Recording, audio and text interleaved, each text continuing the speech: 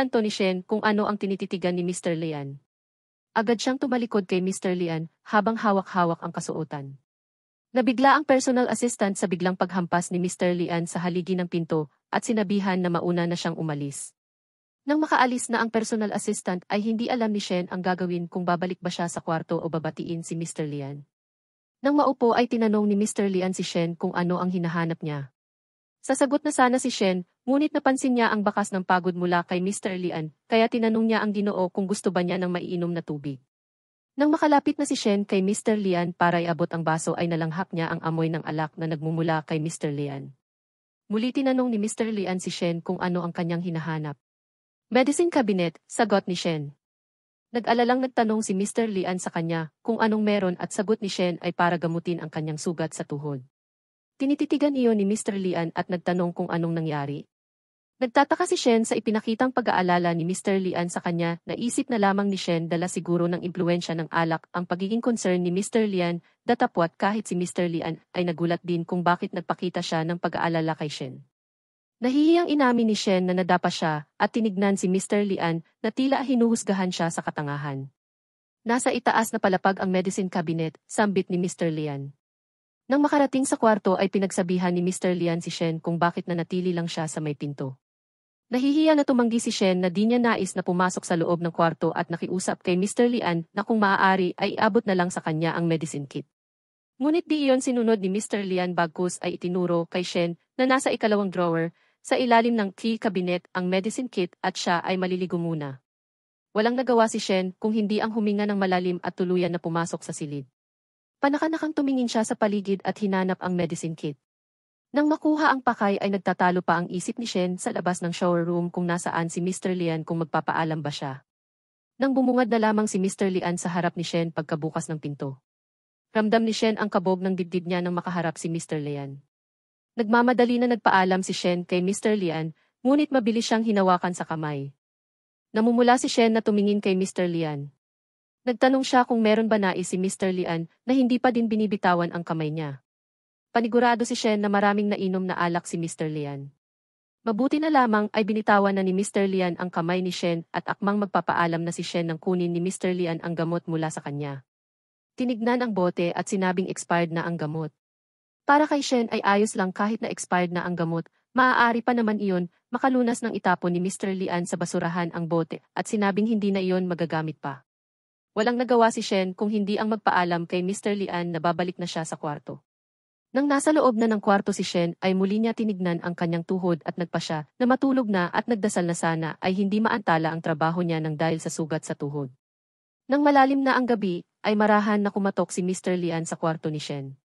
Bitbit ang gamot na inutos niya sa personal assistant na bilhin at dalhin sa mansyon. Nang walang lumabas na Shen, ay pumasok si Mr. Lian sa kwarto. Bumungad sa kanya ang natutulog na si Shen. Muli niyang tinawag si Shen at sinabihan na maglagay ng gamot sa sugat pero tila ay nasisiraan siya ng ulo kung bakit siya magbibigay ng gamot sa gabi. Pinatong ni Mr. Lian ang gamot sa kabinet na nasa gilid ni Shen nang gumalaw si Shen patagilid at bumaluktot. Nakatitig si Mr. Lian sa mahimbing na natutulog na si Shen at hinila ang kumot na nakabalot kay Shen sa pag-aalala na hindi ito makahinga. Naamoy ni Mr. Lian ang tila matamis na aroma ng isang fruit wine at di mawari kung kay Shen ba iyon nagmumula. Nang tuluyan na mahila ni Mr. Lian ang kumot ay bumungad sa kanya ang makinis na balat ni Shen. Tila kung anong hiwaga ang naroon at kunot noong hinawakan ni Mr. Lian ang baba ni Shen at sabay bulong na, "Sinasadya mo ba na akitin ako?" At walang pag-atubili na hinawakan ni Mr. Lian si Shen. Napagitla si Shen at bumungad sa ibabaw niya si Mr. Lian. "Nagpapanggap kang matulog?" Tanong ni Mr. Lian kay Shen na tila nagulantang sa nangyari. "Hindi," ani ni Shen. "Talaga?" Di naniniwala na tanong ni Mr. Lian at dinadagdag pa kay Shen na tinutukso mo ako simula nang pumasok ako sa kwarto mo. Habang tinataas ni Mr. Lian ang damit ni Shen. Maagap na pinigilan ni Shen si Mr. Lian at sinabihan na lasing siya. Pilit na pinatingin ni Mr. Lian si Shen sa kanya at sinabing alam ko na nakainom ako. "Ano naman ngayon?" Pilit na tinutulak ni Shen si Mr. Lian, ngunit mas lalo lang siyang piniin ng Ginoo. Umiwas si Shen kay Mr. Lian nang tangkain siya halikan. "Hindi mo na ba gusto?" Bulong ni Mr. Lian. "Ilang beses ka nakiusap sa akin noon. Nakalimutan mo na agad pagkatapos ng ilang buwan nakalipas." Dagdag na ani ni Mr. Lian. Nagtagumpay si Shen na may layo ang sarili kay Mr. Lian at sinabi na nasa katabing kwarto ang kwarto ni Mr. Lian. Singhal ni Mr. Lian kay Shen na kailan pa siya nagdesisyon kung saan kwarto siya matutulog. Sa tingin ba niya ay isa na siyang miyembro ng pamilya? Pikit mata sumagot si Shen na hindi iyon ang ibig niya sabihin. Magpapaliwanag pa sana si Shen, ngunit sinalubong ni Mr. Lian ang kanyang labi. Pilit na nagmamakaawa si Shen kay Mr. Lian na tumigil, ngunit patuloy pa din ang Ginoo sa kanyang ginagawa hanggang sa makaramdam ng pananakit sa tiyan si Shen. Mataman na nakatitig ang isang doktor sa kalagayan ni Shen. Kitang-kita niya ang mga marka na nasa liig at pinakiusapan ng doktor si Shen na itaas ang kasuotan. Kailangan ba na itaas ang damit niya kung ang ipapatingin ay tiyan lamang? Seryosong tanong ni Mr. Lian na siyang sinagot ng doktor na kailangan. Masungit na nanahimik si Mr. Lian kung iisipin ay hindi naman sobra ang ginawa niya. Marahan na hinawakan ng doktor ang tiyan ni Shen, nagtatanong kung anong klaseng sakit ang kanyang nararamdaman. Kung masakit pa din ba o kinakabag siya? Nahihiyang sumagot si Shen na hindi na ganoon ang nararamdaman niya na sakit. Isinawalat pa niya na dahil sa pag-ehersisyo niya ay nakaramdam siya ng pananakit, ngunit nawala din iyon pagkatapos magpahinga. Konklusyon ng doktor na ang sanhi ng pagkakaroon ng sakit ni Shen sa tiyan ay ang labis na pag-ehersisyo. Naditla ang doktor sa biglang pagsasalita ni Mr. Lian nang itama niya na hindi iyon labis, hindi sobra, diin niya paliwanag. Ngunit naguluhan ang lahat ng magtanong si Shen, kung posible ba na malaglagan siya ng sanggol. Halo-halong emosyon ang namayani sa kwarto pagkatapos ng tanong ni Shen. Kahit ang doktor ay muling pinaulit kung tama ba ang narinig niya mula kay Shen. Kahit si Mr. Lian ay nanggigil na tinawag ang buong pangalan ni Shen at isa lugar sa tamang oras kung trip niya na magkasakit. Nabigla si Shen sa narinig, alam niya na magagalit si Mr. Lian pero kailangan niya gumawa ng paraan kahit pa sa tingin ng ibang tao ay hindi kapanipaniwala at katawa-tawa ang sitwasyon niya. Lakas loob na inamin ni Shen sa doktor na halos isang buwan na siyang buntis. Uminom siya ng anti-anxiety medication bago siya mabuntis. Irregular ang diet niya at nagkaroon ng mabibigat na trabaho. Madalas din ang pagkahilo niya at kahapon lamang siya nakaramdam ng pananakit sa tiyan. Pagkatapos ng paliwanag ni Shen ay tinanong niya muli ang doktor na nag-aalala siya na baka malaglag ang bata na nasa sinapupunan niya. Walang masagot ang doktor kung hindi ang masambit ang pangalan ni Mr. Lian. Walang nagawa si Mr. Lian kung hindi sundin ang gusto ni Shen at sinabihan ang doktor na tignan ang kalagayan ni Shen. Lumapit ang doktor kay Mr. Lian. Ipinaalam na nagpapahinga na si Shen at nakuha na din niya ng dugo para ipatest. Dagdag pa ng doktor kung pati ba ang psychological aspect ni Shen ay nais ba ni Mr. Lian ipatingin.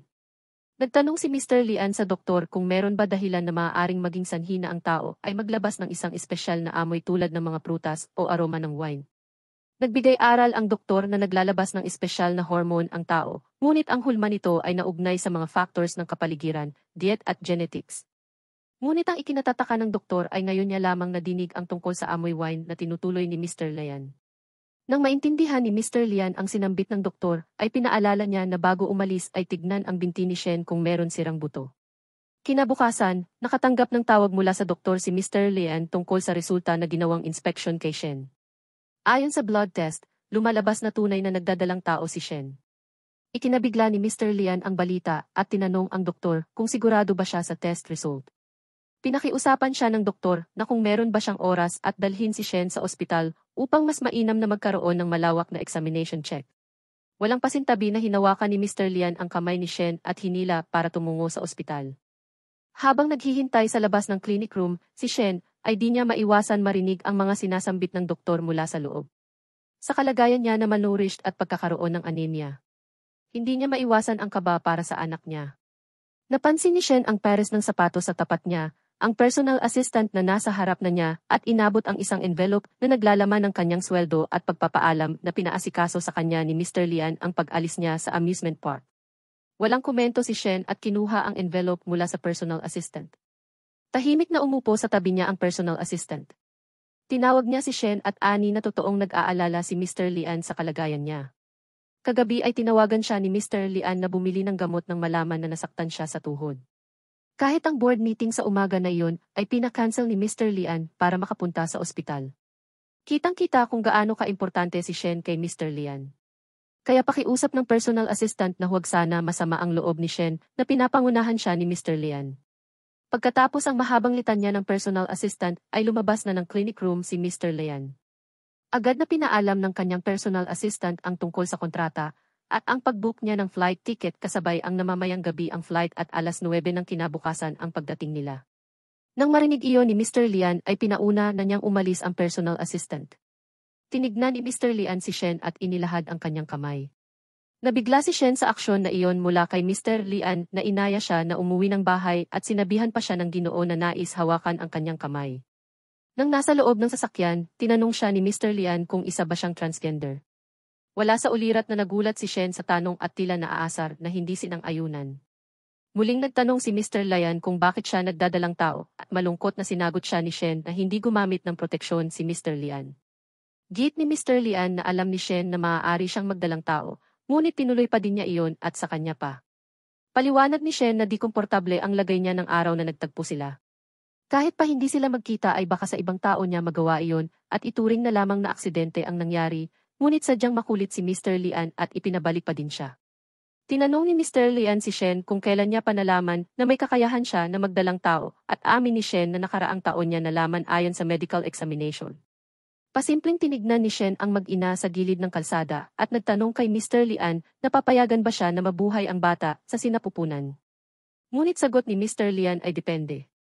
Sambit ni Shen na pumayag siya sa kasal para mabuhay ang bata at nais niya malaman kung ano ang kailangan niyang gawin. Kasal.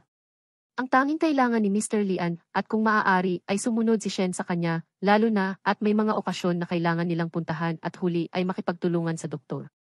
Nang matapos ang usapan sa tungkol sa mga kondisyon, ay tinanong ni Mr. Lian kung sinabihan na ba siya ni Lin Chen, ang personal assistant. Nagtaka si Shen dahil wala naman nabanggit si Lin Chen sa kanya, at iyon pala ay ang takda nilang pagpapakasal sa country si mamayang gabi. Natagpuan na lamang ni Shen ang sarili na nasa loob na ng eroplano. Samantala, ang country C ay nakakaranas ng heavy snowstorm dahilan para hindi matuloy ang flight ni Mr. Lian at Shen. Mananatili sila sa country C hanggang sa bumuti ang panahon. Habang nag-order ng pagkain si Mr. Lian ay nagbilin siya na nais niya na fresh ang mga gagamitin na putahe at kung maaari ay hindi mamantika ang ihain. Nag-alala siya nang bumahing si Shen at kinabukasan ay tuluyan na nagkaroon ng sakit si Shen. Inalagaan ni Mr. Lian si Shen at inabot ang gamot at tubig. Nag-aalangan na uminom ng gamot si Shen at napansin iyon ni Mr. Lian. Sambit niya kay Shen na nagtanong siya sa doktor kung ligtas ba siya na uminom ng gamot na sinang-ayunan ng doktor. Umabot ang gabi. Muling tinignan ni Mr. Lian kung meron palagnat si Shen at nagpasalamat na humupa na ang lagnat. Nang tatayo na si Mr. Lian ay pinigilan siya ni Shen habang pabulong na sinasambit na huwag siya umalis. Kinabukasan, nagising si Shen at napansin si Mr. Lian na abala. Lumapit siya kay Mr. Lian at tinignan ang thermometer. Nagpasalamat si Shen kay Mr. Lian sa pag-aalaga sa kanya habang may sakit. Pinaalam ni Mr. Lian ang tungkol sa kontrata na tignan ni Shen at kumpirmahin gamit ang pirma kung wala siyang problema. Nagtataka na tinignan ni Shen ang contract at pagtatama ni Mr. Lian na isa iyon post-nuptial property distribution agreement kasama ang real estate, stocks at pera. Agad iyon tinanggi ni Shen hindi niya kailangan, ngunit pinutol ni Mr. Lian ang kanyang sasabihin na para sa anak nila iyon. Git ni Shen na maaga pa sa ganyang bagay, ngunit dominante na sinabihan ni Mr. Lian si Shen na pirmahan ang kontrata.